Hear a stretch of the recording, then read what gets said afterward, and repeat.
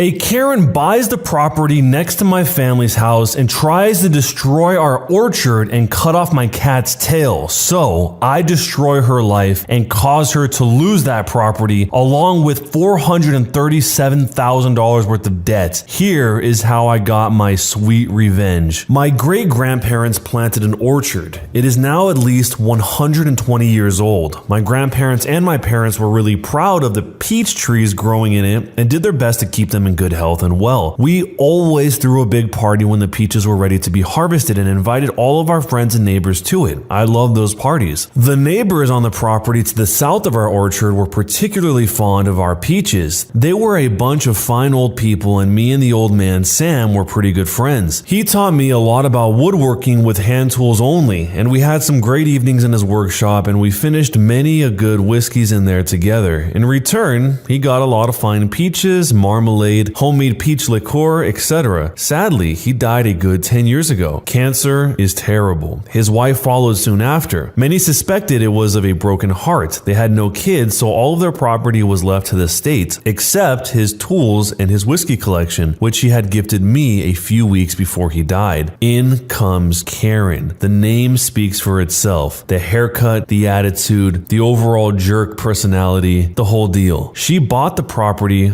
off my late neighbors.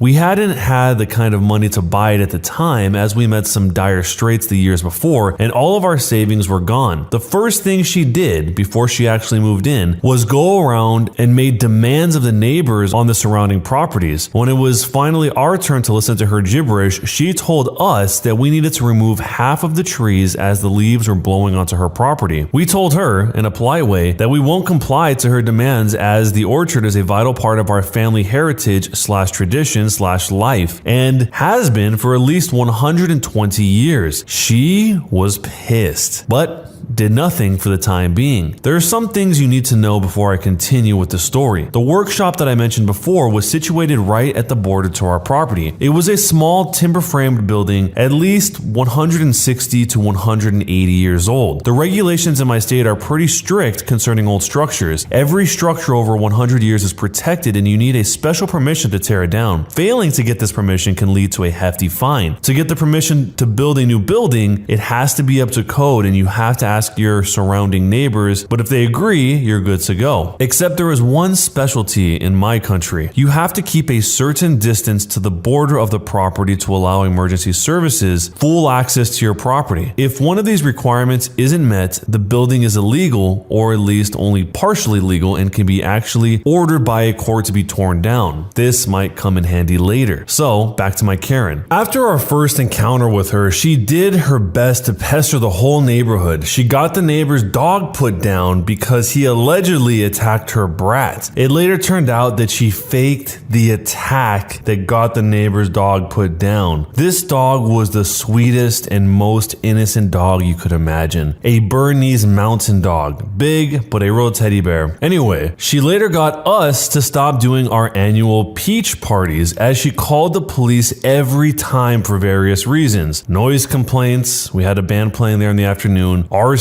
we lit a fire in a designated fire pit in the middle of our property. She called the ATF on us for allegedly making moonshine. My dad had a license to distill for our own consumption. In short, she was a real pain in the butt. And after 3 years, we decided it wasn't worth it to deal with various officers and law enforcement agencies every time we threw a party, and we decided to quit. After she had reached this goal, she resorted to pestering us to remove the orchard. We didn't cave in, and some of our things started getting really fishy. Somehow, the tires of our trucks got slashed, eggs got thrown on our farmhouse, our cat disappeared and resurfaced days later in rough condition. It looked like somebody had tried to cut off his tail. Don't worry, he healed up completely, but we actually couldn't prove that she did all of that. Then came the day when she made her biggest mistake. She had a company come in sort of a secret operation and tear down the old woodworking workshop overnight. 2 days later, they started building a big garage / recreational center / house right where the shop was. But she missed one fine detail, which got pretty important later on. She did not ask our permission, nor for the neighbors. After a short while while, the trees right next to her property started to get sick. The leaves turned brown in the middle of summer and the branches started to die. We lost 4 trees right before we figured out what the cause was. Somebody had driven long copper nails into them. We had a suspicion but couldn't prove it. So we put up some trail cameras, perfectly legal as it was on our own property, and we caught her red-handed. My dad confronted her. She apologized, and my dad, being the way too nice guy he is, wanted to let her get off the hook, but not me. The nail she drove into our oldest tree was the final nail to her coffin. I started to investigate. I had some friends at the administration of our county and asked them to do some inquiries. It turns out that she didn't apply for the permission to tear down the old shop, nor for the permission to build the new building. I did some further inquiries on the borderline of our property. It turned out the old markers vanished over time and her building was about 3 feet on our property. After I had gathered all of this information, I presented it to my parents. At first, they were reluctant as they didn't want to start a neighborhood clash, but after I recalled all the things she did to us and our neighbors and possibly our cat, they were in. So let the games begin. First, we called the authorities on her for tearing down a protected building and presented them with all the evidence we gathered. Then we called the building's authorities on her for building a building without permission, not up to code, and not only did she not keep the required distance on the property border, she also built on our property without our permission. Long story short, it turned out the workshop hasn't only been protected because of its age, but also because it was a historical landmark which played a vital role in the conflict back in the 1860s. She got sued for this and had to pay a fine of $150,000. She further had to demolish her newly built building, costing an additional $50,000 and fined for this too, about $83,000, and had to rebuild the workshop on her own expense, which was another whopping $154,000, as it had to be period correct up to the smallest detail, which means it had to be built with the correct materials, with the hand tools only, and the correct dimensions. As you can imagine, paying professionals to build quite a large timber frame building only by hand gets expensive pretty fast. So all in all, it cost her an equivalent of $437,000 plus further expenses as lawyers, etc. This caused her to go bankrupt, and she had to sell the property in the end, which my parents bought, by the way. And the last thing I heard of her was that she moved back to the big city. And the best part was the peach parties are back and even more lit than ever. The Karen in this situation just couldn't be content. The whole situation starts with her trying to encroach on other people's properties before she even moved in. There's an old Seneca quote that says, "Nothing to my way of thinking is a better proof of a well-ordered mind than a man's ability to just stop where he is and pass some time in his own company." And it seems like in this situation, it's the complete opposite of that. It is a very, very chaotic mind, not a well-ordered mind, that leads the Karen to going through all of this in order to do what exactly? To assert her dominance over the neighbors?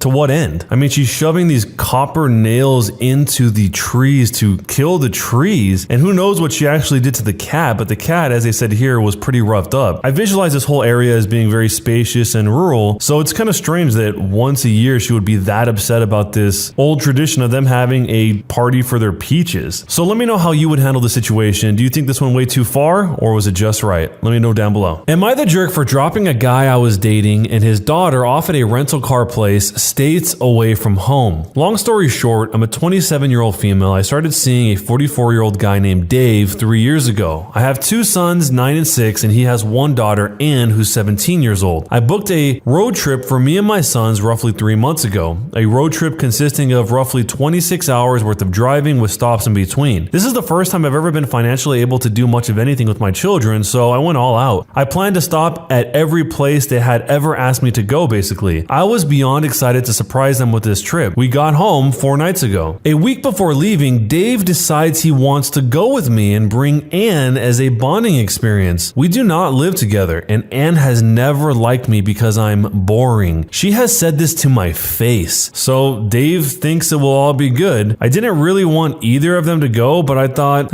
why not? This could be good for us. Boy, was I wrong. From the moment Ann got into my vehicle, she started complaining about absolutely everything. It was too crowded, too loud, we were taking too many stops, the boys were too annoying and needed to quiet the F down and chill out. We get a hotel 9 hours in Pennsylvania. It's around 3 p.m. at this point. Dave asks if he can take a drive with Ann because she was getting irritated with the kids. I told him he could if he makes it quick because I needed to get dinner supplies. 3 hours later, he shows back up. Him and Ann went out to eat. So I made a comment saying, "You didn't think that we wanted to eat too?" And Ann snaps back with, "I don't think we asked." After comments like this for days, I finally snapped. My boys are now saying they just want to go home because several times Dave told my kids to be quiet because of his kids' level of comfort. At this point, I haven't done anything with my kids because the queen would have a fit if we pulled off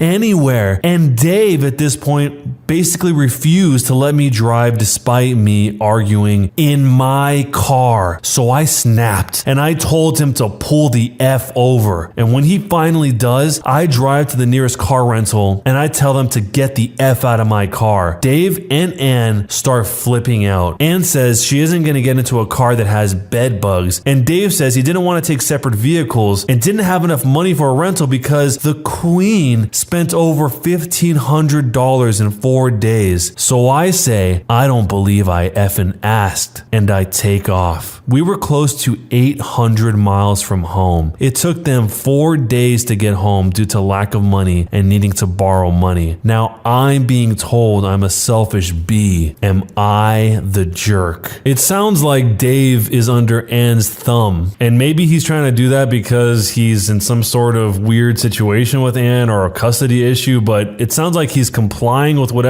Ann wants her reality to be, and he's imposing that reality on everyone around them, regardless of who it makes uncomfortable. Obviously, in retrospect, the best thing would have been is if the OP just said, "No, you can't come. This is specifically for me and my boys. We've been planning this for a long time." But it must have felt so bittersweet to finally be able to financially do any of this and then have it all soured by the situation with Dave and Ann. The question is, why would they even really want to go in the first place? Maybe Dave just thought it was a cheap way to entertain his daughter who was annoyed with him. I mean, that's kind of what I'm reading from this whole situation. But I don't even know what you could spend $1,500 on in 4 days. I mean, even if you ate out every single meal, 3 meals a day, 4 days straight, 12 meals, you're not going to spend $1,500 unless you're going to some crazy fine dining places. So what else could you even spend that much money on? But with all that said, let me know what you would do if you're in this situation. Jerk or not a jerk? Am I the jerk for blowing up at my husband for lying to me about my sister and her baby leaving when he actually kicked her out? My sister, who's 20 years old, got out of a terrible relationship and moved in with me and my husband and brought her 5-month-old son. She's been dealing with a handful of issues from PPD to depression. I asked my husband if he'd be okay with her moving in, and he said absolutely. Not just this, but he was the one who picked her up